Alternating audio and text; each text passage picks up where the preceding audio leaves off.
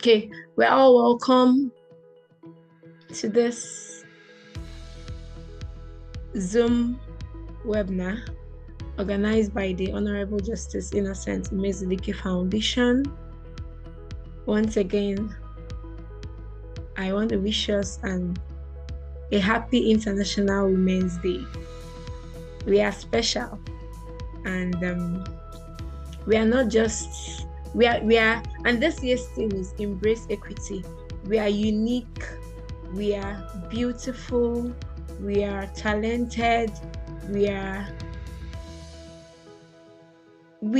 can be all that God has designed us to be, and nothing and no one should ever put us down or make us think that we are in any way inferior. So this International Women's Day 2023 has a tilt to it in embracing our fullness, in embracing the fullness of all that we have been created and designed to be as women in this 21st century. There is an aspect of maximizing the resources that we have that we need to explore, and that is why we are having this webinar this morning, and that aspect is digital technology. So the topic for this webinar is championing the advancement of digital technology for female lawyers in legal research and practice.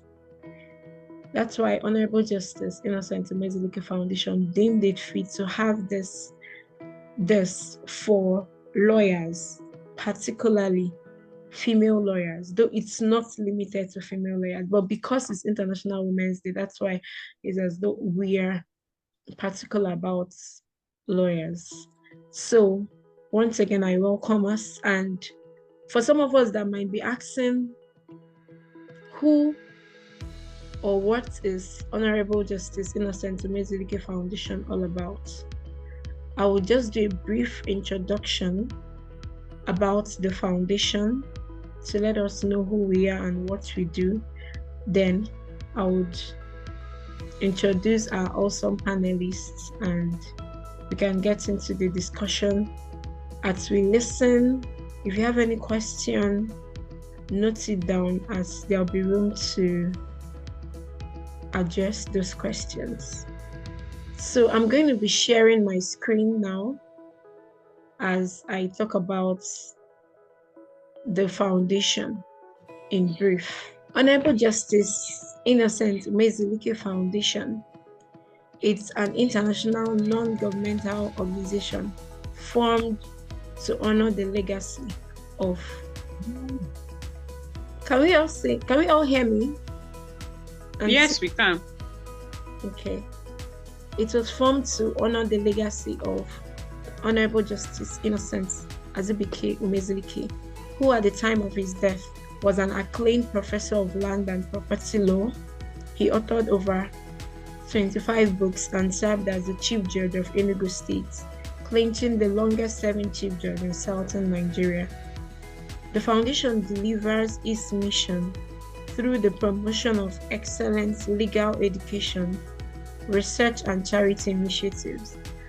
Some of our facilities and programs include the Law Library. It's available for both lawyers and students at the bar and the bench. Legal Research Center, annual lectures, workshops, and seminars, educational grants, and funding. So at this point also, I want to introduce our speakers, our distinguished panelists, to discuss this issue of championing the advancement of digital technology for female lawyers in legal research and practice. We have two distinguished panelists here with us. The first is Professor Obioma Helen Onyogele. You're welcome. Good to have you here. Welcome. So I'll give a brief profile of our our first panelists. Okay, Professor Obioma Onyegele was born a native of Anambra State. She's a graduate of University of Benin. She obtained her LLM and PhD from Nnamdi Azikiwe University, Awka, Anambra State. She joined the Faculty of Law, Nnamdi Azikiwe University, Awka, as a lecturer and has taught extensively in various courses in the faculty. She introduced the course known as Energy and Natural Resources Law into the faculty's curriculum. She developed and advanced the course through in-depth research and experience. She specialized in this area, and in this area, that's energy law, it's where she's presently a professor of laws. She has supervised and produced so many LLM and PhD graduates in the field. Obioma belongs to many professional associations, some of which are MBA, Class 1, FIDA, National Association of Law Teachers, Nigerian Gas Association, MBA Female Lawyers Forum, and so on. She's happily married to her husband with children. I'm privileged to be one of the students that she supervised during the Master of Law degree program. She was one of my lecturers, both as an undergraduate and as a master's student in Nnamdi Azikiwe University, and it's an honor to have you here, ma. Thank you for coming. Thank you for I am very certain that every one of us here present would have so much to gain from the wealth of your legal knowledge. We can just signify with a clap for her. Thank you, ma. You're welcome. You're welcome. Then the second panelist, Peace Davis Anamneze, is a legal practitioner with over 16 years experience in property law, litigation, company secretarial services and compliance, corporate and commercial law, and human resource management. She's the managing partner of Peacefield Solicitors and Advocates. Peacefield Solicitors and Advocates is a law firm and the lead consultant, Unique Pathfinders Advisory and Consulting Services, UPACS, a real estate management training firm. She's also the founder of Female Lawyers in Real Estate Practice, FELIREP. She leads her firm's real estate investments, corporate governance, and training. She has proven years of experience as a real estate and commercial property consultant and has advised on a number of both low and high-profile property deals internationally and locally. That's internationally and within Nigeria. Her expertise spans all aspects of real estate practice, including but not limited to real estate contract drafting, finance and investment, development and acquisition, real estate sale and title documentation and perfection. She heads the firm's real estate transaction training, research and consulting department. She's an accredited management trainer licensed by the Nigerian Council for Management Development, a federal government agency from the Office of the Presidency in charge of training and development in Nigeria. She obtained her executive MBA in 2019 and Masters in Entrepreneurship in 2015, both from Metropolitan School of Business Management, UK. She obtained her LLB from the University of Nigeria, Nsukka, in 2006 with a second-class upper and was called to the Nigerian Bar in 2007. She's a senior associate member of Risk Management, Nigeria. She's also a member of Institute of Chartered Secretaries and Administrators, member of Society for Corporate Governance, Nigeria, an associate member of Institute of Management. She's also a member of the Nigerian Bar Association and Section on Business Law, MBA SLB. She's also a member of MBA Section on Law, Real Estate and Construction Committee, Tourism and Hospitality Committee. left Suru Group after 8 years to co-found Unique Pathfinders Advisory and Consulting Service, UPACS, and Peacefield Solicitors and Advocates.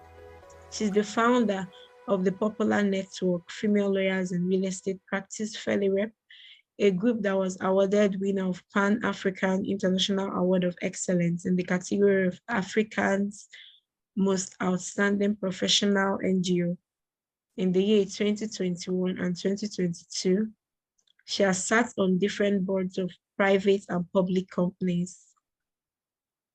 She was recently nominated among the 100 most outstanding real estate firms in Africa as the most outstanding female real estate advocacy personality of the year award 2023, which will be taking place on the 31st day of March 2023 in Ghana. She's also the convener of the popular monthly webinar titled Real Estate Investment Discussion with Peace Davis and Omneza. She's happily married to Davis and Omneza, and their marriage is blessed with 3 children, a boy and twin girls. Okay, we're all welcome once again. It's good to see her worship. Mrs. Ifyokoye, you're welcome, ma. Good to have you here. Thank you very much. Thank you. It's good to see Mrs. Ifoma Adahara, PhD in View. Good to see you here, ma. You're welcome. Good to have Mr. Chikuma Ezema. You're welcome, Mrs. Ifomoka, Perpetual, Jahel Kosi, Mrs. Tessie of Ministry of Justice, Anambra State. You're welcome, ma. So honored to have you here. It's also good to have Onyedikachi Azubike and my head of admin, Dr. Bethel Miles from the UK. You're welcome. Good to have you all here. So once again, happy International Women's Day. I have briefly introduced the foundation and the speaker, our panelist for today, and we'll go straight into the panel discussion for today. So the first question I have for our Professor Onyegile, is as an academic. We are talking about the issue of championing the use of digital technology for lawyers, both in the academia and then in practice. As an academic, what are the possibilities and opportunities for lawyers in technology that they can utilize in research in the academia? So this question is for our Professor Obiama. What are the opportunities available for lawyers in the academia using technology? You can unmute yourself, ma. Okay. Right. Thank you so much, Ruth. I'm really delighted to be here. And I must tell you, I'm highly impressed with your works and with how fast you're moving. You'll get there. Thank you. The top is very close to you. Thank you for having me once again. You're welcome. All right, I got your question. Several opportunities that technology can offer to lawyers in the academia. But before then, I would like us to just think a little bit about International Women's Day, first of all. That is the reason why we are here today. We all knew how it started. We all knew how it started with way back in 1908 to 1909, how the women fought for their rights. Then they said they wanted a shorter work hours. They wanted a better pay. They wanted the right to so many things. But thank God, with the fight that started in that 1908, today women can lay claim to a lot of achievements, not just only in the area of technology, but all around.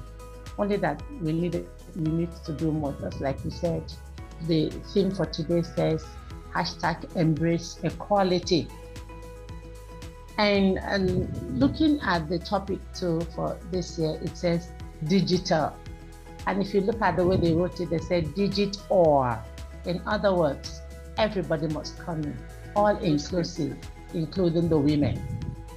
And now, bringing it down to women in academia, there are so many opportunities out there for a lawyer in the academia to explore to her advantage for development and capacity building, not just in the legal, not just in the classroom, but for personal capacity building, for onward contribution to the society to make it a better place. One of such is online learning.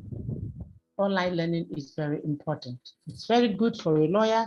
It affords you the opportunity to create and deliver online courses. For example, what you're doing right now. We can use it to have our courses. Yes, Nigeria is still having challenge with having a wider coverage so that people can easily access the internet at a much, much cheaper rate. I know we'll get there, but with online learning, we have so much at our disposal to use in self-development, and there are so various online platforms and tools you can use for engagement, for interactive and multimedia rich courses that you can even access on the internet. There are so many of them. Another one is collaboration. When you get online, you discover that you're going to meet a lot of people.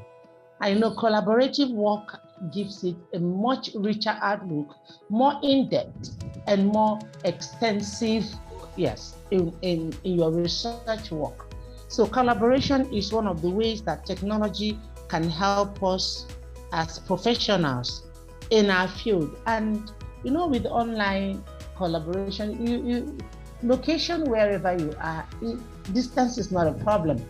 You can easily work with anybody from any part of the country, irrespective of, or part of the world, irrespective of where the person is. And with that, you'll be able to garner more information and a much richer work. You can make use of social media handles, all different types you can bring to bear in order to have a better work. Then we have the research. And research these days, there are so many of them that an academia can make use of. Provides you with data, information, so many databases. We have virtual libraries you can use. We have electronic journals. We have so many of them you can use in the course of your research. These are all made possible because of technology. And then we also have content creation. Content creation with innovative technologies such as broadcasting, podcasting, blogging, video production. You can create original of whatever you want and engaging content that you can share to your students, to your colleagues, and the general public.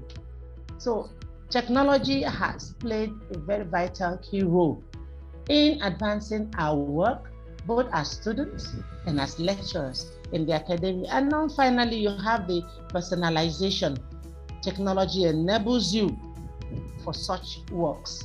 You can make your work personalized. You can create your content and make it very personal. You can develop your own sites. You can develop whatsoever you want and push it to the public. You can teach the entire world. You can track your students' progress. You can do your personalized feedback and provide individualized learning plans, which you can have your small study group, a larger study group, the classroom, and even the students. Assignments are done online, submitted online, assessed online, and these days when you talk about recommendations of students to wherever the person wants is done online. Forms are filled online, and so many things can be done just with a snap of a finger when you employ the use of technology. So in summary, technology offers several opportunities, both to academia, to those in practice. For anything you can ever think of, you can get it done online. The only thing there is how much exposure do we have? I think that is the question. And I will hang it there until we come around again. Thank you. Thank you so much, Prof. That was really explicit. I trust that we are all noting. Personally, I'm noting these things, both as a researcher, as someone interested in the academia, and even in practice. So, but then the next question would now go to our second panelist, Barrister Peace. I would want her to, come from the angle of, as a practitioner, she's practicing. We've heard from an academic, and she really talked about beautiful possibilities available to lawyers in the academia using technology. So as a practitioner, as a legal practitioner, what are the possibilities available? Meanwhile, before you answer my question, I want to welcome our co-chair, one of the co-chairs all the way from the UK, Dr. Cynthia. You're welcome. Good to have you here. Emiri, you're welcome. Barrister Nkiruka Peace, you're also welcome. I am honored that all of you came, and I know that you're gaining value. You would gain value from this webinar. So Barrister Peace, over to you. What are the possibilities available for a legal practitioner using technology? All right. Thank you so much, Ruth. Prof, good morning, ma. Good to meet you online. It's my first time meeting you. Thank you. Well done, ma. You're doing a great job in UNIZIC. I was in UNIZIC. I did 1 year before going to UNN. So, okay. Ruth, well done. You are doing well. I said, look at my small girl. She's now a good girl. You are doing so well. It's just like yesterday that you came to our company many years ago. And I was so impressed with your CV. And since then I said, no, this is going to be my mentee. And we have stayed glued together. Happy International Women's Day to all of us. And we are brave. We are excellent in all things. We make the world relevant. Okay, we are like salt in any food. Okay, I wonder how the world would be without women. So we celebrate all of us. We celebrate our uniqueness. We are special in our ways. All right, without wasting time to answer your question, as practicing lawyer, technology offers numerous opportunities. One, to enhance productivity. That is one of the greatest opportunity that technology has offered us. It saves time, and it helps us to expand knowledge. Because by the time you go through research through different databases, you will notice that you will gather experience and knowledge and thoughts and ideas from different databases. And also it helps to streamline processes. So when you look at all these opportunities, so what are the possibilities that it offers to us? Number one, it automates our routine task, and especially women, and especially the young career mothers among us. For you to plan both your work, to balance your work life together, you need to automate your routine task. And most of the time, I encourage people use Google Calendar. You can also use, there's an app called To-Do List. So it will help you to program your day, your week, your month. So whatever it is that you need to do, you program it. Because while you are dealing with the home front, there's also work to be done at the office. So most times you'll not be able to remember all, but technology will help you as female lawyers to be able to, automate all these routine tasks. It helps you. It pops up on your phone even without you knowing about it, even when you have forgotten. Sometimes it could be meetings. So one of the greatest things that has helped is that most times I advise you put it a day ahead. Because if you are putting it on that day, you might not remember. You might have fixed several other schedules. But when you put it a day before, you'll be able to, plan for that task or whatever appointment, schedule, task, whatever it is that you have programmed ahead of time. Number two opportunity that it offers us is conducting research. It makes it very efficient because you have different digital databases and search engines that you can use. And these help us in our digital research. Gone are the days when you have to stress yourself to go to library, go through different books for you to be able to write legal opinion, or maybe you are finding a case, you're looking for a particular case. But unlike now, you can use Law Pavilion. If you are probably you are doing a divorce case, you just put the legal issues involved, and it will give you the exact case. And now with the use of AI, which helps so many people, you'll be able to tailor your decision. You can even look through some of the decisions in different cases, and then you can have an idea of how your case will go, or how the judge will be able to determine your case based on the previous decided cases. And like Prof rightly mentioned, collaboration is very, very critical. It's very, very important. Collaboration with colleagues and clients remotely. This can be done through your video conferencing and cloud-based document sharing. Now at a multi-door courthouse, sometimes you don't need any client that is not in Nigeria to just come for any ADR meeting for mediation or all that. They can just join by Zoom. If there is any need to share any documents, it will be shared online. Before now, it was not possible.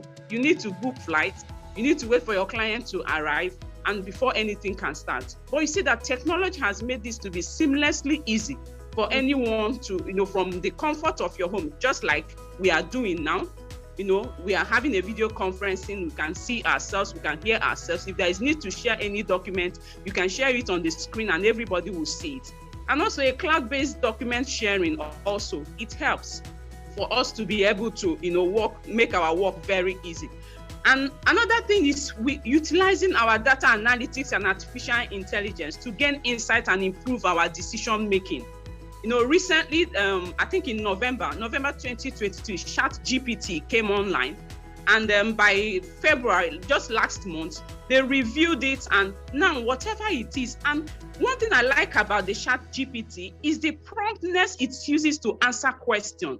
Once you put that question there, before you know it, it will put all the information, because it's done based on different languages. The way it is programmed, it gives you different dimension of that aspect of question that the answer you are looking for. So utilizing data analytics and artificial intelligence has helped us a lot, and especially lawyers that are practicing. Whatever it is that you are looking for is there online. Most times for women in litigation, they will tell you, oh, litigation is so stressful, I can't cope with that, I have children and all that. But you have so many cases online, so you don't need to go through your library. You still make use of your library. It makes work easier. Something ordinary that would have taken maybe 15 hours, 10 hours to do, within the space of 2-3 hours, using Law Pavilion and all that, you'll be able to prepare your written address and whatever it is. And then there's so many developing new technology that can help legal services to be very, very efficient. Okay, so with all this, there are the possibilities that technology has given to us that are practicing, and especially lawyers that are in-house counsel, depending on the sector of your operation. Okay, for in-house counsel, if you're operating like in real estate, you need to know who are the regulatory bodies. When is my company supposed to file? What is required of my company? So you gather those information and then you program it. And also, if you're working in oil sector base, as an in-house counsel, you update your knowledge, know what is obtainable, know what you need to do for you to be in compliance with the regulatory bodies. So all these things are the ways that technology has made practice very, very easy and has afforded so many opportunities and possibilities in legal practice. Thank you for the question. Thank you, Barrister Peace. You really did justice to that question for practicing lawyers, and I know we've learned one or two things from it. Now, I will want to ask, we've talked about the possibilities. Are there challenges with using technology? And if there are, what are they? And then this double-edged. What are these challenges, and how can these challenges be surmounted? Over to you, Prof. All right, thank you so much. You're welcome. But before I get to that, there's something Peace talked about I would like to highlight a little bit about the search engines and some of the online searches we do and some of the available resources and materials out there. For example, she mentioned law pavilion. If you use law pavilion, you discover that it's one of the best gifts to us in the recent time, both for academia and those in practice. One of the aspects that I like so much is the fact that, like she rightly pointed out, for those who are still nursing mothers, instead of going to go through all the text, the law reports one after the other, you simply type in the correct information, and it gives you so much. And not just giving you the report, even conflicting decisions, it makes it available to you. Yes. With that, your work is reduced to a barest minimum. Give the latest one and so many others like that. Not just law pavilion, there are so many of them that both students and lawyers in the, and lecturers in the academia and also those in practice can make use of to make it easier for you. Right. Now, talking about challenges, of course, there's challenges in everything. That's why we are human beings. Life itself has its own challenges. And challenges here is already known, one of which is one of the reasons for the International Women's Day celebration, to remind ourselves that we need to stand up. We need to fight through. We need to pull through. We need to get work done, irrespective of the challenges we are going to meet, because they are always there. One of these is gender bias and discrimination. Most times they believe it's men affair. It's men affair, that female often may not be able to do well, may not be able to go through the torturous. But something, a lady popped up yesterday on the net, and she's been making waves. And the name has been there for quite some time. Popularly, this lady known as Miriam Crook, the very person that connected the whole world during the pandemic. She's behind most of the search engines you hear about. Is a woman. And that tells you that, yes, we have these challenges, but we can make it if we push harder. So there's always this bias and discrimination that female professionals may not be able to do. Another thing there is the challenge of family work. And that's why impressing the fact that we can use all of this all of these handles, online search engines and whatever, to make the work easier for you. Family responsibilities, you cannot rule it out. It's always there, but it's something you can, if you plan yourself very well, like Chris actually pointed out, if you plan yourself well, you can always pull through. For women in academia, sometimes it's not as difficult as people think, but all you need to do is to be disciplined. If you are disciplined, all it takes is discipline to plan your work very well. And with technology, it makes it much easier for you. Another challenge is limited opportunities for advancement. Like I said, how much exposure are the female experiencing? You know, how much exposure? There's limited opportunities. First of all, Nigeria as a whole, I remember during the NSAS protest, one man raised something in UK. He said, I don't blame the youths in Nigeria. They are calling for end to the maltreatment by the police, that they didn't even ask for broadband, which is their right in Nigeria. That without a broadband, how do they cope with their researches, with the searches, with their online searches and whatever, and especially the students, that they should go for broadband. Nigeria should give them a broadband, is their right. And so with that, you ask yourself, we don't have a broadband.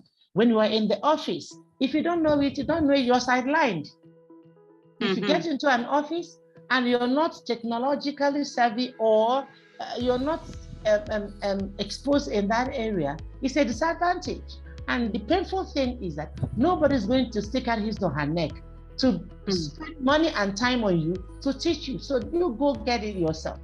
And I discovered also that even when they want to send out people for training, they hardly send the female in the office. They rather send the young boys or the young men in the office. In fact, yesterday something happened in a meeting where we were. I'm a deputy director, we are director. And somebody was called upon to set up our portals and get the center working so that our students who are going to admit can, because it's going to be more of an online teaching, on online courses we are going to offer in that particular center. And so we invited a young man who is very good in that area to set up our portal and get everything set so that students can access our center. And towards the end, the man said, all right, Prof, you know, this thing might be difficult to teach everybody.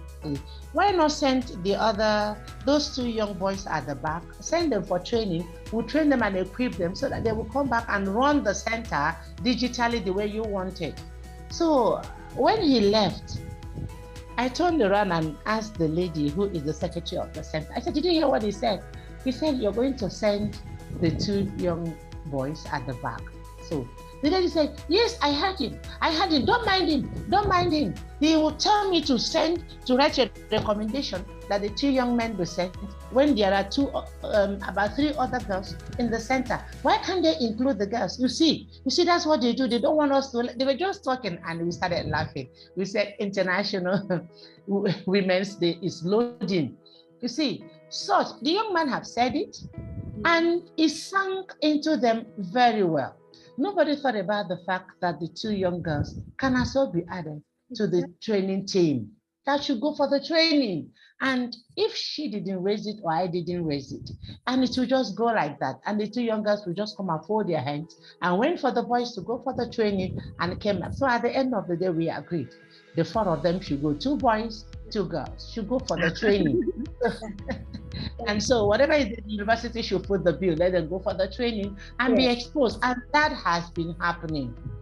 You understand? That has been happening. And then also we have these stereotypes and assumptions that female lawyers are often, that we can't really be, we are not so much capable as the men. Can you go through the mental torture? Can you, sometimes you begin to wonder, have you given her the opportunity, the level playing ground to know? That's why we call it assumptions, stereotypes, assumptions. You don't just assume that the girls can do it. Give them an opportunity. And you would see, some time ago, it was a girl, a Nigerian, who was the scientist of the year because she came from a background, from a family that could push for her. And also remember 2018, at Silicon Valley, California, USA, 5 beautiful Amazons from secondary school in Onisha. When they have mesmerized the world, I came back with gold. You see, because they were given the opportunity. So once this opportunity is not there, and that assumption is there that they can't really do well. So these are things we need to address. You understand? Maybe when we come to the issue of how can we overcome the challenges and all this. And then finally, I would like to talk about sexual harassment. It's there. It has always been there. People see even sexual harassment on the technology, digitally, online sexual harassment. And with that, a lot of girls shy away. A lot may not be able to continue. And they will shy away. And you think that this girl or this woman can do it. But what she's seeing, you may not be able to. And some of them, when they begin to talk about the experience, people don't even tend to believe them. So we'll judge them by their appearance, or we'll judge them by the way they carry. So many judgments will come up. Sometimes those judgments they are placing on the female is a kind of, given whatever she's going through, a backing, like you caused it, or you made it to happen, or you created the enabling environment. So the sexual harassment is always there. And that was why some time ago, I think about 2 years ago, one day I was saying, #MeToo, and it was trending because people were coming up to talk about the sexual harassment they've been faced with in their offices. And it was mind-boggling what came to the fore during that time. And so it will always cause a problem until the world sits up and is reasonably sanitized to make it conducive and create the enabling environment for a female to walk just like a man.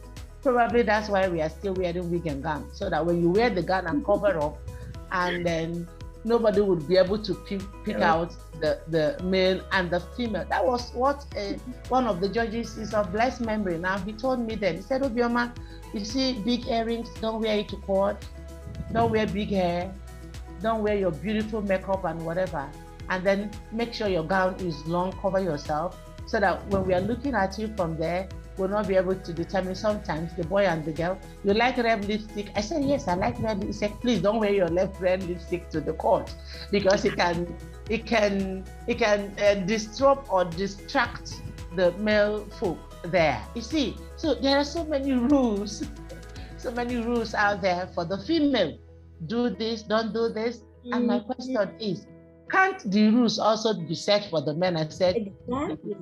I mean, you need to be disciplined, because Bible talked about to say, be disciplined and have self-control. Because if they're disciplined and they have self-control, the harassment will reduce. So that a girl can dress beautifully the way she feels like, and she feels confident in, and be able to go about her duties and her work in the office comfortably without evoking or invoking sexual harassment. Thank you so much. I believe with that, we are good to go to any other one. Thank you for listening. Yeah. Yes, that was quite explicit. You really did justice to the issues and the challenges that female lawyers face. Before we get into how to overcome these challenges, Barrister Pace, can we hear from you? What are some of the challenges? She has talked about, she came from the angle of as a researcher, student. Yes. Okay, so from the angle of practice lawyers, though she's practicing anyway, so but what are the challenges that some of our lawyers face? Yes, thank you so much. I believe that Prof had said it all, because whether you are in academy, whether you are in practicing, the challenge remains the same. It's still the same. As long as you are that figure called a woman, it's still the same. So gender bias is there, discrimination is there, stereotyping is there, and I call it a global mindset. And I want to take the real estate sector, for example. Before now, it was seen like a male-dominated world. Okay, when you talk about developers, you see only male. When you talk about property management, male.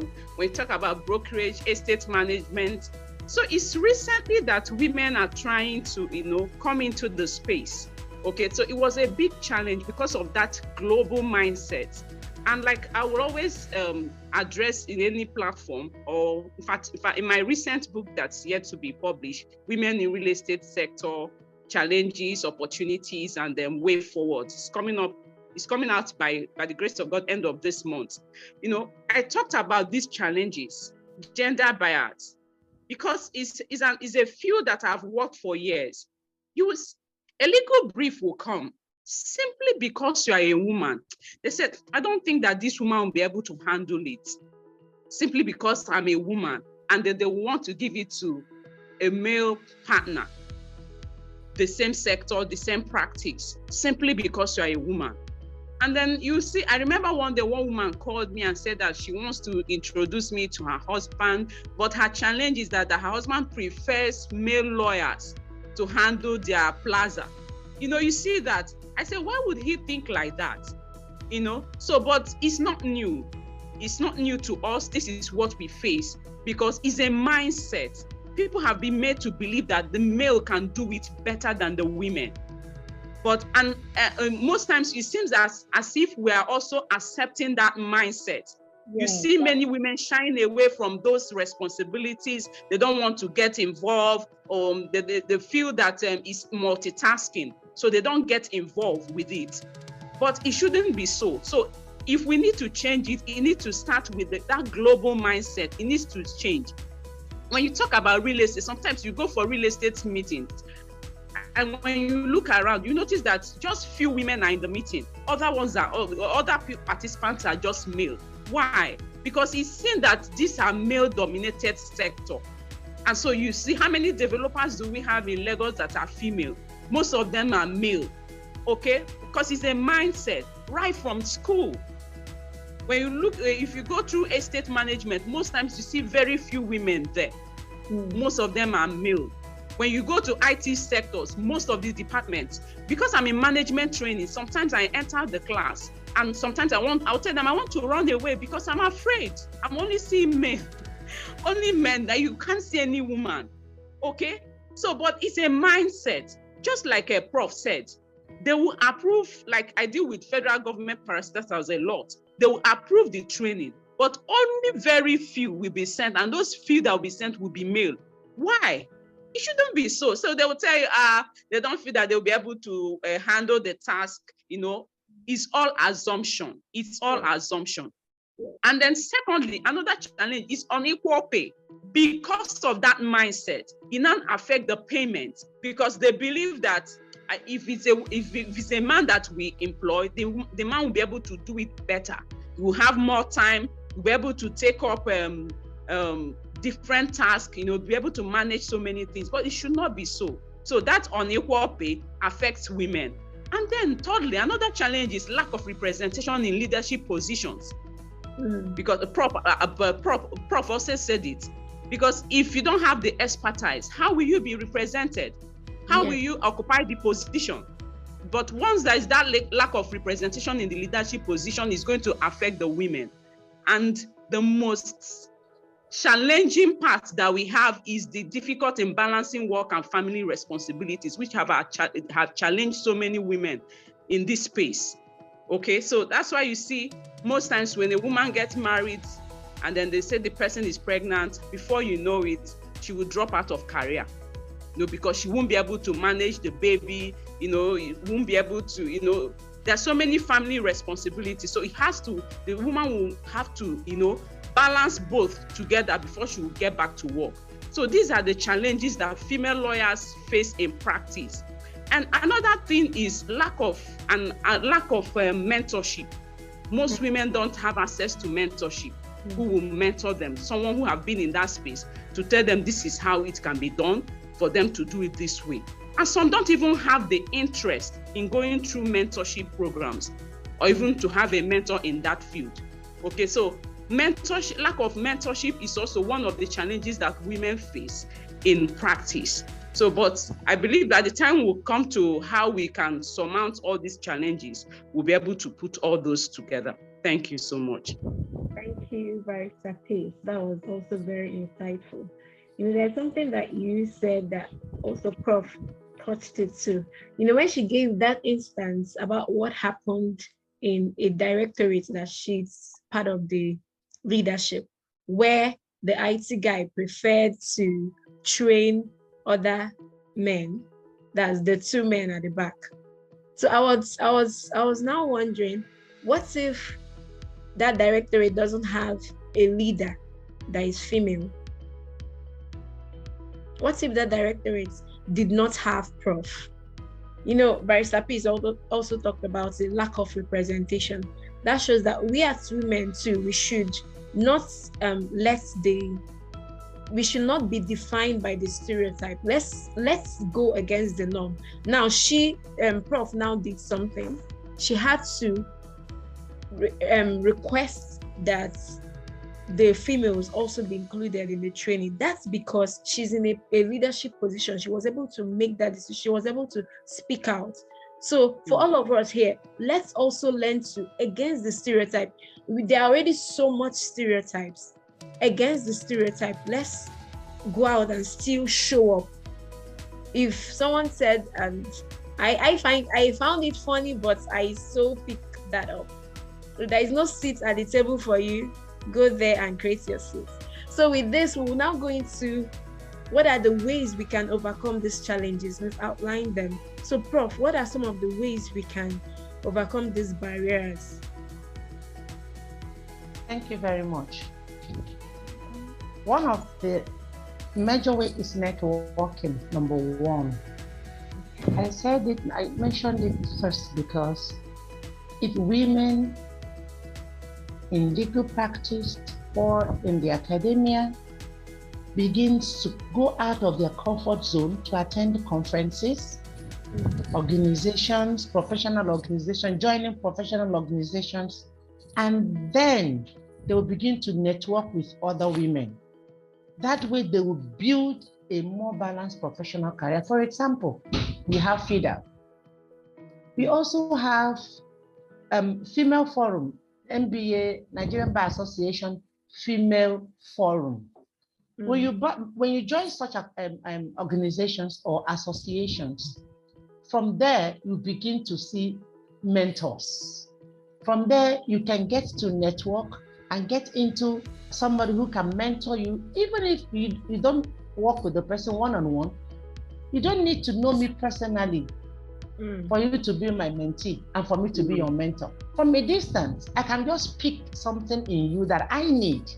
And what I need is to follow you, follow your works. Thank God these days, if you go online, there are various libraries, various books, so many things you can read and you use to equip yourself. And networking also helps you come into organizations maybe ordinarily you may not have been able to, so that those women who are there will be able to create a pathway. Because I believe that to any height, there is a pathway. And once you're able to network the right people, you'll be able to get on the pathway. Also, let's speak up. Advocacy, speak up for ourselves. Speak up, let the females speak up for themselves. If you went for the male to do it, no. Already, like he said, the world mindset is there, that they are the weaker vessel. Then most times I'll tell them, even in church when I teach marriage counseling, I said, yes, weaker vessel in terms of strength, the strength of hand is a weaker vessel. Fine, the woman is not the head of the home, I agree. But her place, nobody can feel her place in the home. And the fact that she's weaker is strength-wise. Emotionally, she's stronger. She can go through any stress, she can go through any difficulty and come out finer, much more than the men. And so when we begin to speak up, when we begin to advocate for our fellow women, then the world must listen. And with that mentorship we talked about, once the woman is able to learn, another thing is being able to learn, be disciplined. I had my second degree, my master's and my PhD while having my babies. It was not easy combining the two together, but I have to push through because I told myself, this is where I am going to. In the academia, it's much easier. In the academia, it's much easier because once you're able to read and write, publish your works, let your works be seen, whatever is due to you will come to you. It's a matter of time. Unlike in the practice, like she rightly pointed out, they will ask you, when I graduated, somebody said, do you go to court? I said, yes. You mean you stand in the court and do cases? I said, yes. He said, wow, really? The man was like, how can you do it? I mean, for goodness sake, how can you do it? You know? But I remember one time I was standing with somebody and then I was discussing, the lady I was standing with is now a judge. Pharmacine, I think she's at the Court of Appeal now, here in Onitsha. And the man said, how much will you use to do the agreement? That was around 1996 or 97. He said, come, Obioma, give him your bill and don't remove 1 naira. If you wouldn't pay, let him go. Yes. Because the man was trying to give me a different fee altogether from what is being paid to men. So the lady quickly spoke up and said, no, even me, I will not do it for you. She's going to do it and you will pay her. So the last kobo, the man said, senior, it's not you. I said, it's not me, but she will do it. And he will pay her. You see, she just stood up for me because the gap is much. I think we need to sit up for ourselves. And then we ourselves, how do we handle it in our homes? Because this global mindset starts from our different homes. Yes. Because sometimes you discover that even amongst your children, this is a boy, this is the one the boy can do, this is the one the girl can do. No, no, that's where it starts. He said, oh, no, girls, go and cook. Boy, go and do something else. No, girls cook, girls wash plates. No, I'm not saying that we don't do chores. We do chores. But it doesn't stop us from doing any other thing. And it doesn't stop the men from doing even chores in their homes. I tell my boys, I said, yes, we are in the house. They will say, Mommy, let the girls. I said, no. Very soon you move out of the house. Who will do it for you? You learn it from the house so that when you go there and do, girls, they're also reading. So we share the chores. You do your own when it's your own time and you get going. So from our homes, when it comes to sharing of inheritance, you discover that in Igbo land is as good as the female don't have, even with the Supreme Court decision, they are yet to put it to practice because they believe, oh, the girls, what are they doing with the properties of their father? Then go and marry, help your husband to make money and enjoy your husband's money and that. And so I think that education needs to start with us at our various levels, at our families, with our friends. Don't ever accept that we are trying to be equal with men. No, we can't be equal with them. I believe in God. Yes, and I'm a Christian. We cannot be equal in the home, but outside the home, we are the same. We are equal. In the family, the man is the head, and the woman submits to the man. But in the place of work, there is no male, there is no female. The opportunities are the same, privileges are the same level playing ground. We must stick to this. And if we don't, then it will continue. And then, like we talked about, sending people out for conferences, for capacity building and whatever, there is no male, there is no female. If the opportunities are for 4 persons, let 2 male and 2 female go. In fact, in some establishments where the male had dominated, the female should be pushed to the fore. Because we're talking about digitalization, technology, innovation. Send them. As a matter of fact, when you talk about innovation, do you know God created women to work more by their intuition and make men move more with their heads? And with the intuition, creativity is top-notch. And if we can expose them to that and give them this digital learning and information, they will produce better results that we can never think or imagine. Let me stop here so that we can listen to Peace, because I have something else I will still want to touch on before we round up. Okay, thank you.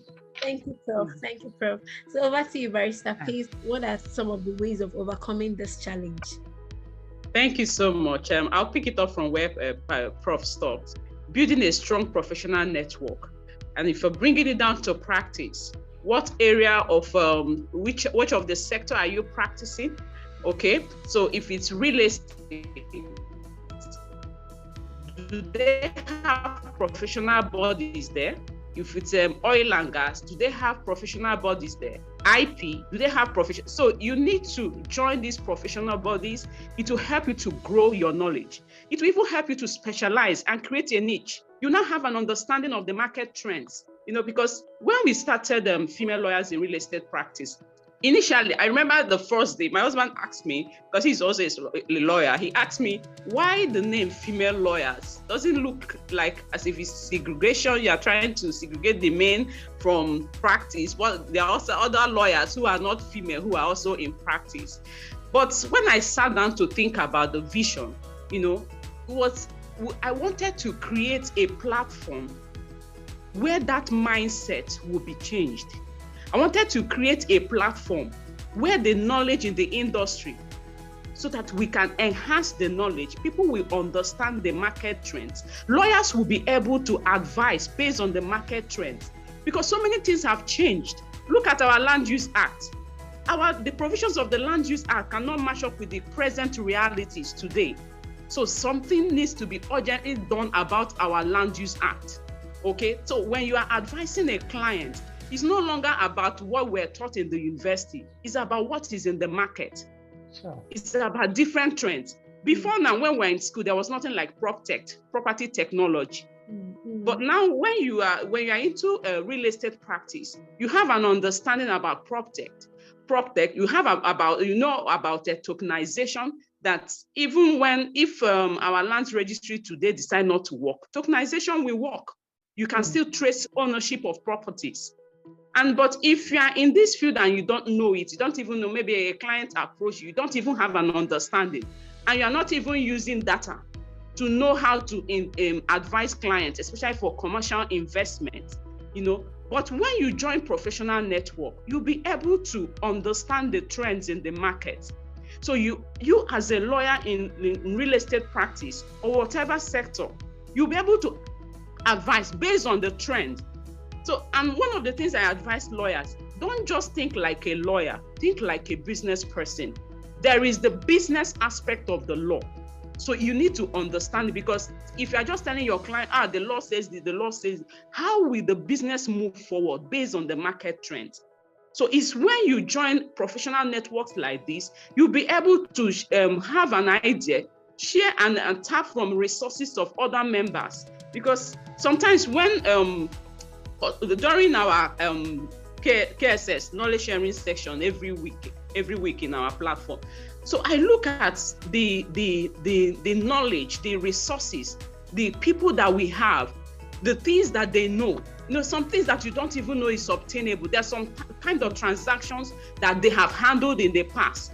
So if you want to handle that transaction, based on their knowledge, they will tell you, this is how I handled it.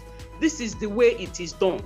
Before now, I was meant to believe that once there's a legal encumbrance on a property, based on the theoretical aspect of it, don't go there. But after taking several certification trainings, I understood that even if there are complex issues in any real estate transaction, there is a legal mortgage on it, there are so many things, you can still break the complex issues, and you begin to solve it based on the provisions of law. Assuming bank A is being owed so and so amount, bank B is being owed so and so amount, is the buyer willing to pay? What is the bank? What are they willing to write off? If it's XYZ amount of money, if my client is ready to pay, that means that issue has been resolved. We move to next issue. Where is the legal document? So you need to break those complex issues together, break it down, and then you begin to solve it one by one. And also, assuming that you're handling a joint venture agreement, you look at it. What is the owner bringing to the table? What is the developer bringing to the table?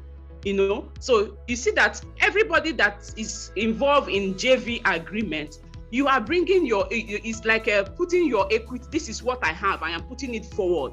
So you need to remove that mindset that the land is mine, the money is mine. Once it's joint venture, you are coming together to build it, and whatever it is at every point in time, the contract that you as a lawyer you are drafting must be in line to protect the rest, the subject matter at all times. But if you are not in an environment where someone has handled it in a professional manner, you will not be able to do. You look at it from based on what you learned in school and say, oh no, we will not be able to do this.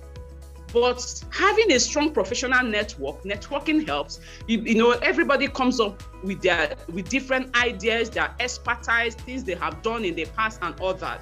Imagine if I have to do something and I approach Prof. I'm not just approaching Prof because she's a colleague. I'm also approaching her from the aspect of an expert, because there are so many things she has done that I've not even done. So you need to listen to her. So this is what professional network done to, like you get mentorship. Someone will be able to guide you because this person have been through this lane before. They know how to avoid A. They know how to get to B. So these are the ways we can surmount these challenges. And we need to advocate for equal pay. And that means that there need to be sensitization, like Honorable Justice Innocent Umezulike Foundation. We need to increase their awareness on this after this, because there must be fruit of this. It cannot just stop here. There must be fruit of this. So you will now need to, put a system and structure together to be able to put this thing forward, advocating for equal pay, opportunities for advancement, because this is what the foundation stands for. One of it is this legal research aspect of it. And also now that we are talking about digitization, how are we going to use technology tools to be able to, make our process to be seamless? Another way we can surmount it is seeking out opportunities for leadership roles. because you need to get that expertise. Then you begin to seek that leadership role so that you can take an active role in the professional organization. When you take up this opportunity, most times you will not know how much of what you know or how much of what you don't know until you are put in a particular challenging situation. Yeah. So when you take up all this active role, it will help you. The hunger for more knowledge to be able to handle that position. I remember when I became the company secretary all of a sudden, because the company secretary of the group resigned, but at that point, from the qualification, the requirements in the company, I'm not supposed to move up. But they said, let them give her opportunity since she has been there for a while. So it was challenging. But then I said that the person that left doesn't have two heads.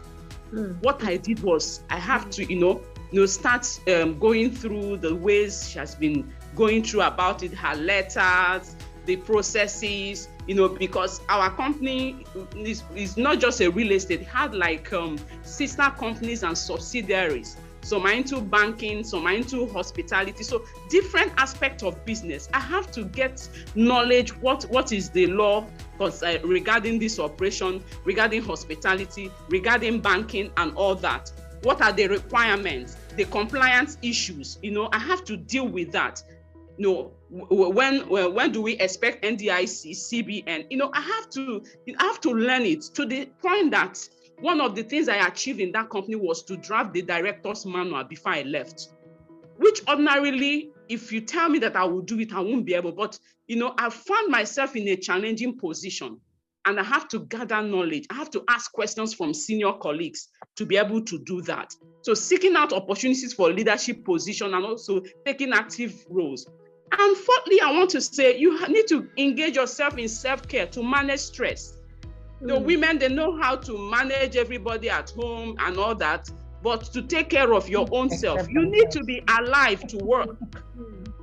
So you need to take care of yourself, your mental health, your emotional well-being. You must have your me time where you relax, take care, know what you need, know when your body is saying no. Because if anything happens to your body, that is the end of that work, that is the end of that family. So you need to engage in self-care practices, know what is healthy for you, eat the right food, maintain a healthy relationship, know the environment that helps your peace at every point in time. Very, very important to you, because if the home front is not working, there is nothing you are going to achieve at the workplace. You need to put your home front in place for you to be able to achieve. And that mental well-being has to be, you need to love yourself. You need to validate yourself. You need to believe in yourself, irrespective of what you see. You need to have this mindset that I can do it. That I can do it mindset. If you fail tomorrow, rise up, and if you fail today, rise up and tell yourself, I will succeed tomorrow. Keep pushing it. Associate with people, learn, gather more knowledge, learn and unlearn. It's good to have that passion to learn. Another thing is to unlearn what you have learned over the years, thinking you are right. There's sometimes you see us working with some philosophies that you think they are right, until you will come to a point that you realize that those things that you have believed over the times, they're actually very, very wrong. So you need to unlearn it and relearn and continue in that manner until you get to where you ought to be. So this is my little contribution to the ways we can surmount these challenges. Thank you. Thank you, Barrister. No, this is not little. This is not little. Thank you.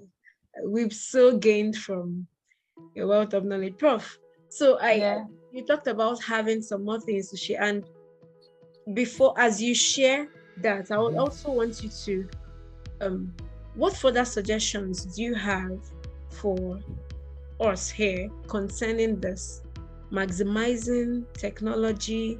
We're already rounding up. This will be the last thing that we'll talk about. So what are the Thank you. Like I said, yes. The topic for this year, or the theme topic, says digital innovation and technology for greater gender equality. Right. And they said they're actually doing this because the United Nations have recognized the contribution of women women and girls. They are making to technology and online education. And the women says we are embracing equity with organizers and events seeking to challenge gender stereotypes, to call out discrimination and the rest. Fine. There's something she talked about that I want to harp on about the issue of leadership. Leadership amongst women, leadership all across the nation, leadership outside the country. How can women come into leadership so that that pathway can be created, so that women can begin to maximally utilize what God has given to them to bless the world and advance our society. Remember, we are told that in embracing equality means any bias should be eliminated, discrimination should be eliminated. Now, what about stigmatization of women when it comes to leadership? By that, what I'm trying to drag to is this. Looking at Nigeria as a case study now, when it comes to leadership, we've talked about affirmative action, which is one of the 3 broad principles or standards for United Nations Millennium Development Goals. One of them is affirmative action, mainstreaming, gender mainstreaming. And they said in affirmative action, all they're asking for is 35%. 35% in every sector in the country. The people who campaign in Nigeria will always tell you about 35%. And in terms of leadership, let's look at it. Amongst the presidential aspirants, how many were women? National Assembly, how many were women? The incoming or upcoming House of Assembly, how many are women? Is it that women don't want to run? They are afraid of running? They don't believe they can do it, or the opportunity has not been created for them? And this is where women has a lot of work to be done. For example, the women who are going into the National Assembly houses, the twin houses, Senate and House of Reps, and then the State House of Assembly, I think it's time we begin to push for the affirmative action. Because if it passes through the houses and gets legislated upon, what it means is that if we're going to have 10, then at least 3 or 4 spaces should be left for women. Yeah. Or more. 3 or 4 spaces or more. We are not asking for 50-50.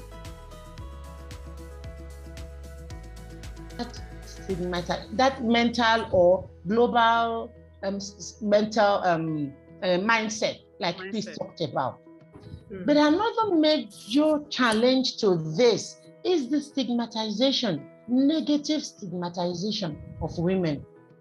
Generally, it's believed that once a woman gets into politics, no, she's no longer a woman. She has lost respect for the society. She had desecrated womanhood.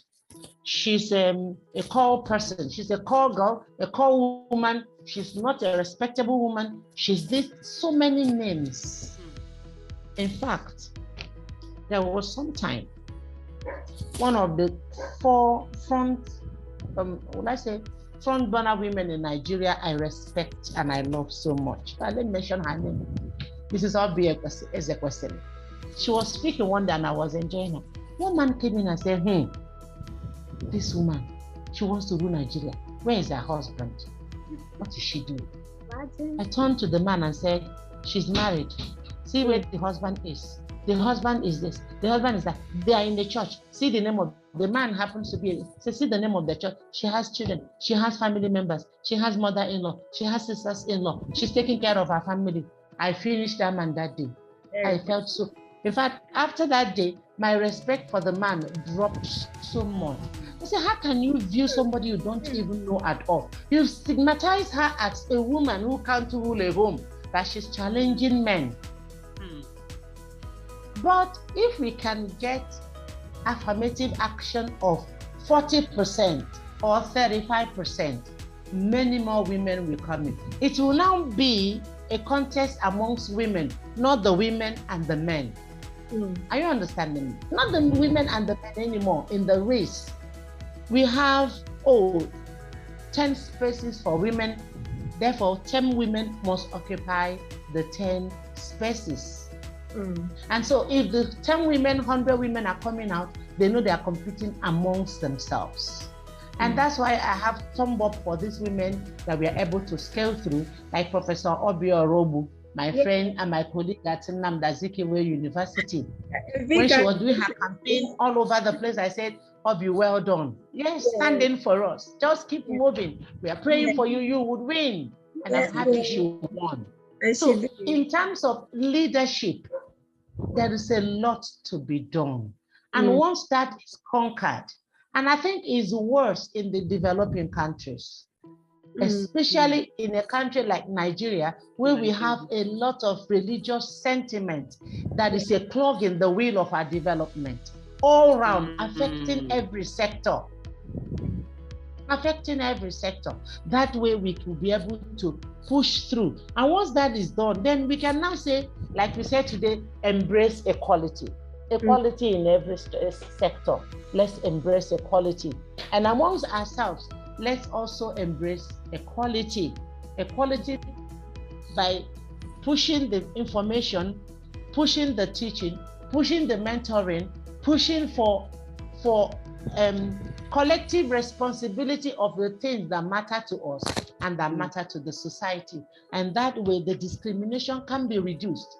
We may not be able to wipe it out completely immediately, but with a step of the way at every point in time, we'll reduce it to the barest minimum until we are able to achieve 100%. I believe it's possible, because anything is possible to him that believes. Yes. Please, I thank you so much for reminding us that we can do it. Yes, that we can believe in ourselves, that we are a total woman, that nothing is difficult and nothing is impossible. Once our heart can conceive it and our minds can accept it, it's achievable. And it's a done deal. Thank you so much. Thank you so much. This is a very wonderful wrap to your part of this conversation. I've gotten so much value. I saw a comment from one of our participants. I know this mirrors all, as in the mind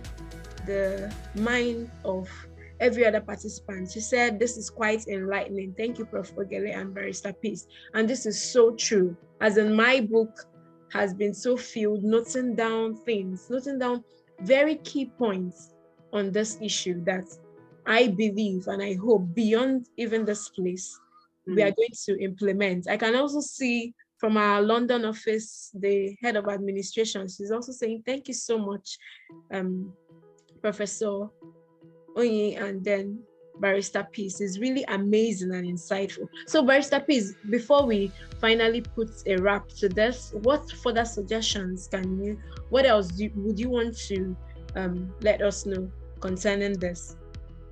Okay, so my additional suggestion for female lawyers seeking to build a career practice using digital technology. One, I would say developing expertise in emerging legal technology and staying up to date on trends and development. One of the things I advise young graduates now, and even senior lawyers, is you need to learn legal technology, because there are different careers that have emerged from the legal technology.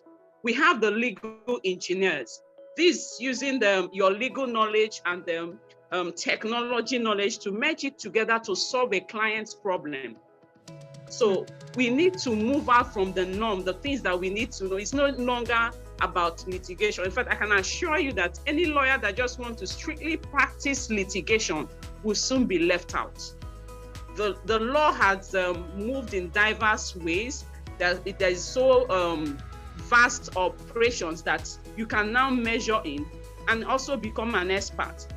We have legal operations.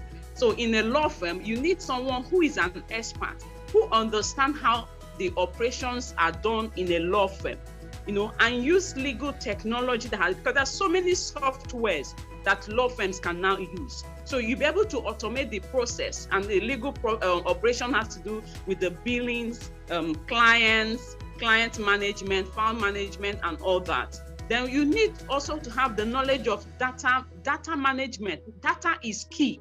Unfortunately, just like Prof says, we're developing country.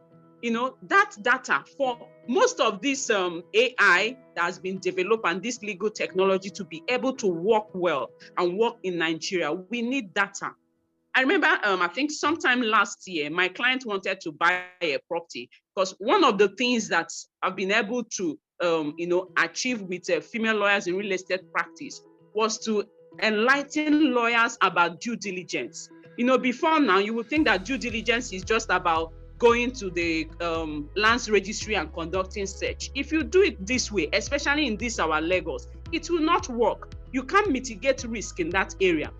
So, but because of my experience, I have widened the scope of due diligence in legal practice. If you go to lands registry, you will also need to go to courts. The court registry has a land section where land matters are filed.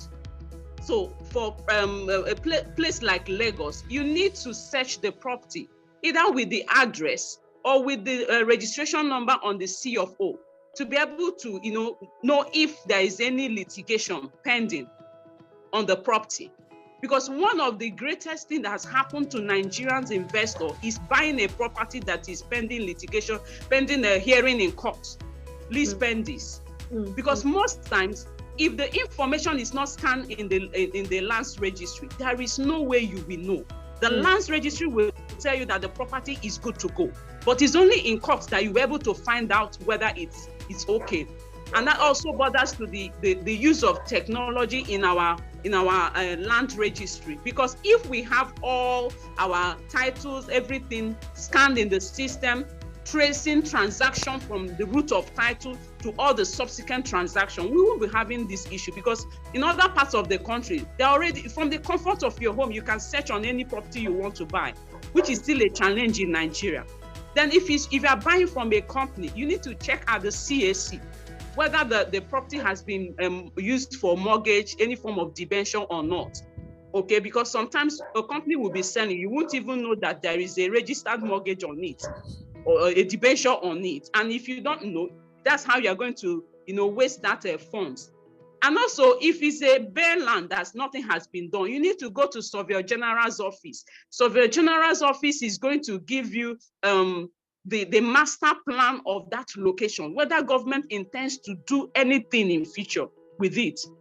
And of course, we have the local intels. See all these women that sell banana, granite by the roadside. They will tell you the history of the land, who has been there, who bought it, and all that. So you need to gather all these things. It's no longer about search, it's about due diligence. So with that due diligence, you have the knowledge, so you'll be able to advise a client whether you need to go into this transaction or not. Okay, so see, on legal technology, you have the knowledge management department now in law firms. These are the people that be able to, gather information based on cases that you have handled in your case come up again. You'll be able to advise, you provide what the knowledge management expert or analyst does is that you'll be able to make work seamlessly easy for those who are already working on the case. You tell them at so case A, B, this was what was done. In case BC, this was what was done. So you look at the similarities of the case and be able to make your decision. And then we have the contract management. There are people that are very, very good when it comes to contract management, and then case management too. And then the e-billing, which also comes under operations. The e-billing will help you to track. There's an app for that. You know which client is owing, which client needs to pay, maybe. So sometimes before there is engagement with your client, you say first payment within so and so period, so payment within so and so period. Your head might not be able to calculate that, but with the e-billing system, the software will track it. So if the person is supposed to make payment by 13th of April, so it will be showing on the system. So you'll be able to manage that. And of course, we have the legal research analyst, people who understand which particular tool that you need to solve a client's problem. And then we have the e-discovery. So these are the different emerging careers that are coming up in legal technology. I will advise us, if you don't know anything about legal technology up to now, and they are running a law firm, you need to update your knowledge with what it's with where the world is going. In fact, we have some people we now call legal innovation analysts. So many companies, especially in UK, US, they employ lawyers, legal innovation analysts. So they analyze the CRM softwares, the operation software, in line with the provisions of law, and know what is obtainable in your own firm if you are doing what is right or if you are not doing so. They advise based on what they have. And then secondly, my suggestion is that you collaborate with colleagues on technology. Not necessarily lawyers, but people who have an understanding in that area. I remember the first time I was opportune to facilitate a training on bids and tendering. I didn't want to say no to that firm that I will not be able to do it. I said, in this era, I should be able to get some information online. So after reading through about bids and tendering, I called several guys that are bid managers in oil sector, IT sectors, and all that. So they were able to guide me. And when I started facilitating on that topic, it broadened my knowledge. So today I can confidently, if you wake me up from sleep, I can do bids and tendering without thinking twice. If I did not collaborate with all these guys who have been working on it, they understand how to draft a bid. They understand what the bid managers are looking for. They understand how to put your requirements together. So I advise lawyers, go beyond just about litigation. There are so many areas you can practice, and also even business proposal. Recently, one of our members got a proposal to, create a cloud database for a financial company, their legal department. It's a law firm, so they wanted her to, do the same thing that she did with her law firm. So she approached me and said, Peace, I know that you are into training and business proposal. Could you please put this proposal in place for me? And like yesterday, she spoke to me. It's about 15 million naira contract. She told me that the thing is coming to an end, ending, that they're soon about to conclude the negotiation. So, but if she's just waiting on litigation and all that, but she has stepped out of the normal, to do that for that company. So it's good for us to collaborate, network, ask questions, go on internet. That's the beauty of research. So when somebody tells me now I don't have the reason why I don't have a certification as much as you are is because I don't have the money. I said, you don't really need to. I said, you see this YouTube, there is no information you need on YouTube that you will not get. It's about sitting down, getting some textbooks. People have, put down what they know in books. I told the person, I've written how many books? I've written like 6. He said, there are information, there are things that I know. So likewise, other people are writing out of their experience. So why not buy those books, read it. If you don't have money for certificate, by the time you read 1, 2, 3 textbooks in one subject, why won't you become an expert in that? So it's because sometimes I feel like we women, we give a lot of excuses and all that. But I remember when I mentioned to Ruth that I'm heavily pregnant, will I be able to take up these things? But so I'm not the kind of person that allow things, give excuses. If I have to do anything and then probably my son is not feeling well and all that, I can't start telling a client, oh, I'm so sorry, my son is not feeling. I'm not the only woman that has a child. All I can do is I can fix that meeting either by conference, by Zoom, ask you to scan the document to me, and that meeting will still hold. Except on special cases, there's some special meetings that require physical presence. In the absence of that, I don't shift my meeting, no matter what it is. I don't shift my meetings. When they call me for training now, I said, okay, can I facilitate from my home? Right now, I can't go out. Can I facilitate? And I've been doing online from the comfort of my home. So we need to change our mindset as women. You know, sometimes you say, oh, I'm doing this, I'm doing that. No, but you need to understand the only way to success is to keep pushing. You are focused, you keep pushing. You don't allow challenges, you don't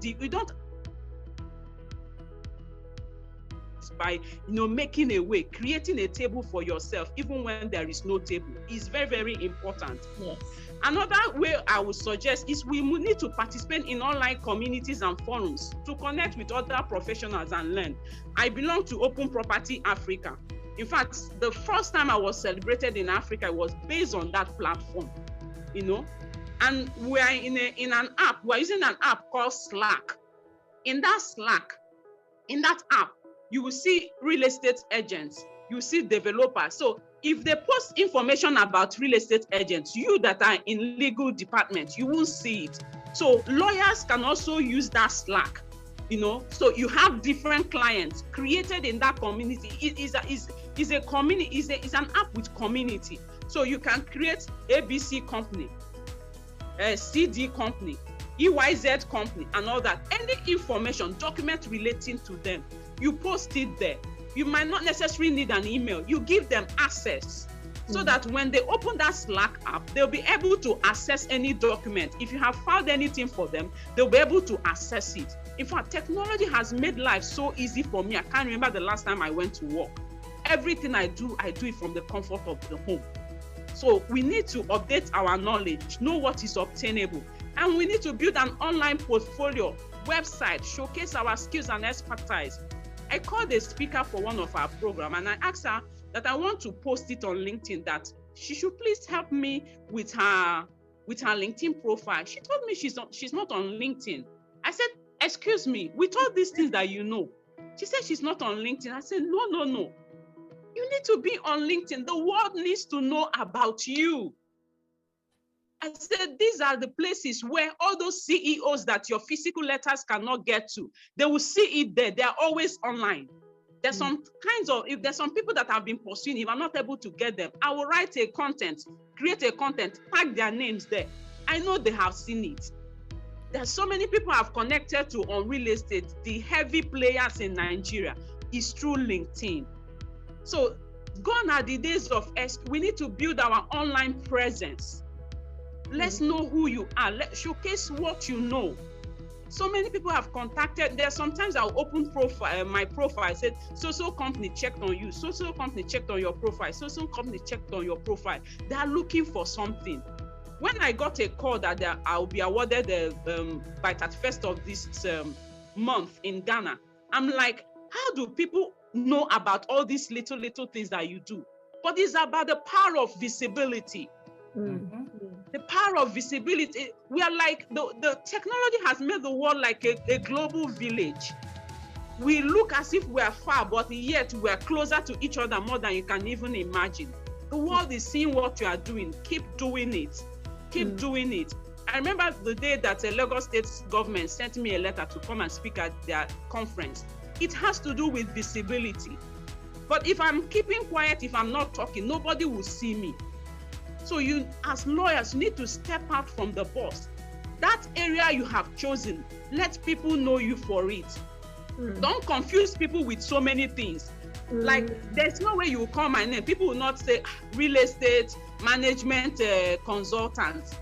They are the basic two things: management consultant, real estate. Management consultant, real estate. Okay, so the aspect of the male, when you talk about litigation, they can relate it to my husband. But for me, you know, so it's about the content I push out there on the internet. It's about when I'm invited to speak, what do I speak on? Okay, so you need to create that online portfolio. And of course, experimenting with new technology tools. There are so many new technology. Sometimes I don't do flyers for our group. I design them myself. The admin people, I have taught them how to design using Canva. Canva is so free. You don't need to pay graphic designers to do it again. It will guide you. The informations are there. When you click, it says replace. You replace. If it's where you need to put your picture, put your picture. If it's where you need to put your logo, you put your logo. Put those informations that you need. So experiment with them. The more you experiment with the technological tools, the more you know. There's a saying that practice makes perfect. The more you practice, you will make mistake. The first one might not look so professional, but when you continue to do it, you will notice that you are doing much, much better. So there are different technology tools that you can use. Now you don't need to wait until you get to your office to scan. You can download Adobe Scanner on your phone. From anywhere you are, they're asking you, please, can you send us this document? Use your phone quickly, scan it. And the document is as if you scan it with the normal scanner. We have the word processor that helps in cloud-based management. You have the online file storage we call the Dropbox. From anywhere you are, everybody in the office during the COVID-19, we were not going to office. Everybody was having access to files because there is already an online file storage already that is in the Dropbox. So if you're looking for Chief Abayomi case for his file, you just look through it and then you get it. We have the document management tools that helps you to manage the documents you have. We have the legal research tools. Like I mentioned, we have the Law Pavilion. In fact, there is this one that is an international database. It's called FastCase. FastCase is the largest online library in the world. FastCase.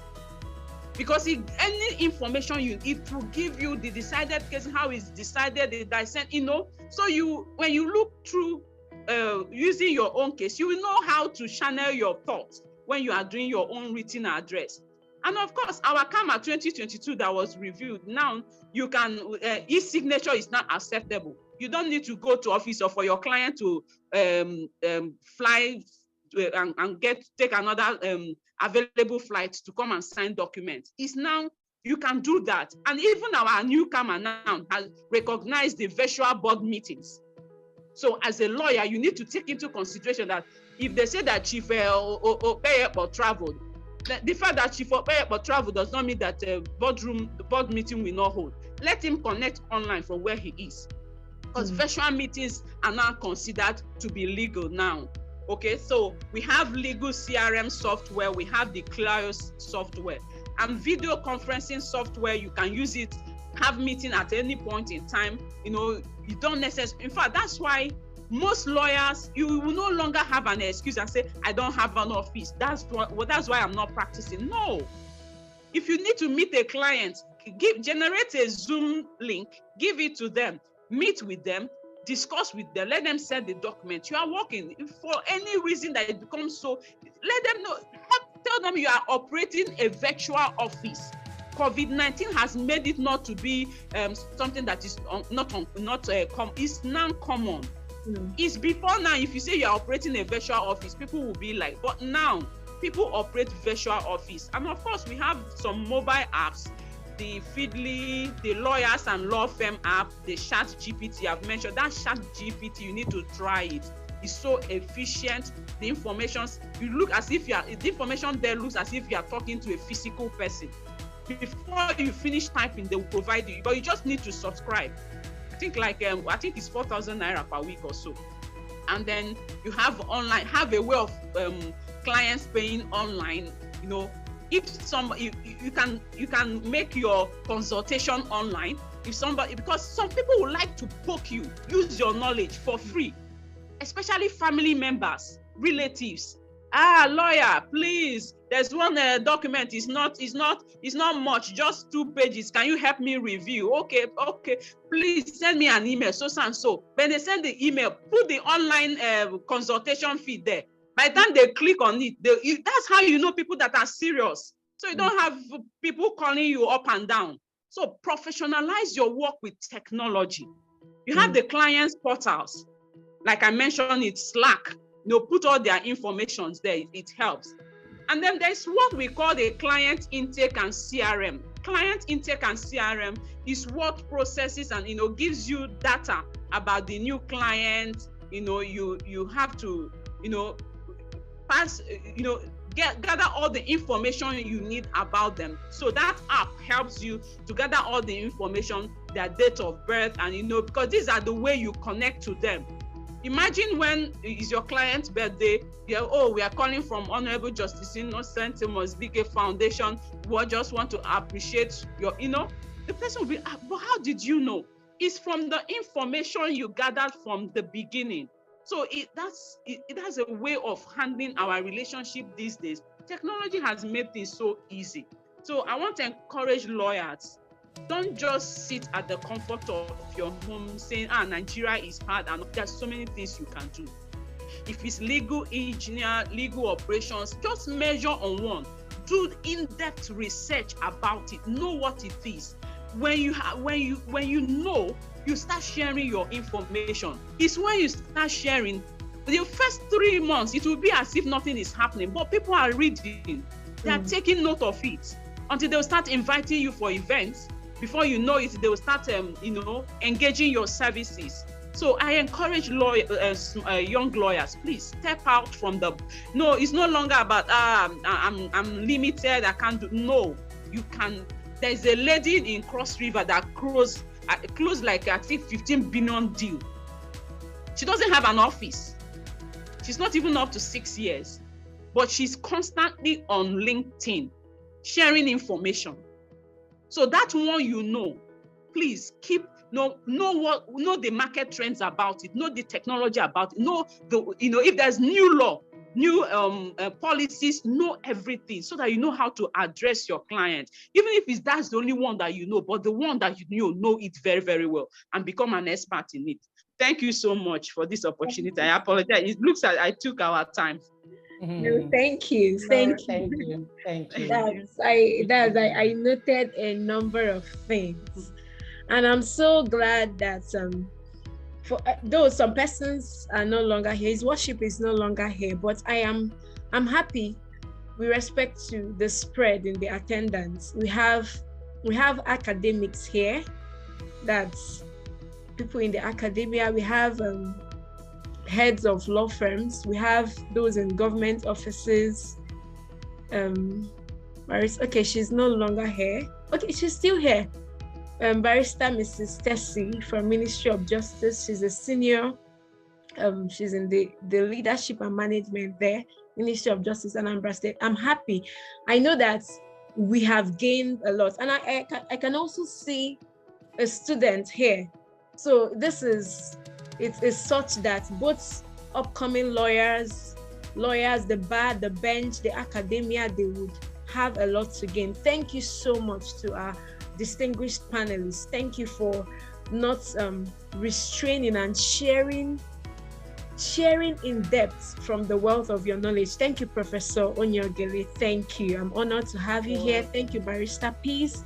I'm honored to have you here. Okay, Dr. Chisom, Co-Chair Chisom, Dr. Chisom Umezilike. She sent a message, the co-chair of this foundation. She said, my deep appreciation to Professor Ogele and Barrister Peace. Thank you for sharing your time, knowledge, and critical information with us. The foundation will progressively work to implement all your suggestions into our programs. Okay, thank you, Barrister Reid, for moderating. Happy International Women's Day to all of us. We are already behind time. I don't want this to exceed 1 p.m. I know we've so gained a lot from this session. No, maybe one person that maybe wants to share, or maybe you have a question, just one feedback from any of us, if we have. The floor is open. Daminola, you're welcome. Chidera, you're welcome. Barristers Daminola, Chidera, Barrister Gechi, Isaac, you're welcome. We're all welcome. So anybody from the floor that would want to share? Okay. In the absence of any, once again, we appreciate every one of us for coming. We appreciate our panelists. We appreciate you all for coming. We had a fruitful webinar because you made it possible. You wouldn't imagine if we did not show up. It wouldn't be as rich as it should be. I want to appreciate especially the head office of Honorable Justice Innocent Mezilike Foundation, the Global Head of Administration that has been here, Dr. Bethel Miles from the UK. I want to also specially appreciate Co-Chair Dr. Cynthia Chisom Mezilike for your presence. Thank you. Thank you for coming. Thank you for this enabling platform for lawyers at the bar, at the bench, student lawyers, practicing lawyers to gain from this. Once again, remember, we have so much out there. We have so much out there that we can maximize using digital technology. We are women, but we are not in any way limited. Let's go out there and give our best. Let's harness the resources that we have in this 21st century. And one very strong and very important resource that we have is digital technology. We've learned, let's go out there and practice. Once again, happy International Women's Day to each and every one of us. Thank you. Thank you. Thank you. Thank you so much. Thank you. Thank you. And at this point, we'll draw the curtain on this meeting. Thank you once again for coming. Have a fruitful day ahead. all your team workers. You too. Bye. Thank you, Prof. Thank you very much. God bless you and your family. Amen. God bless you all. Okay, Bye. bye.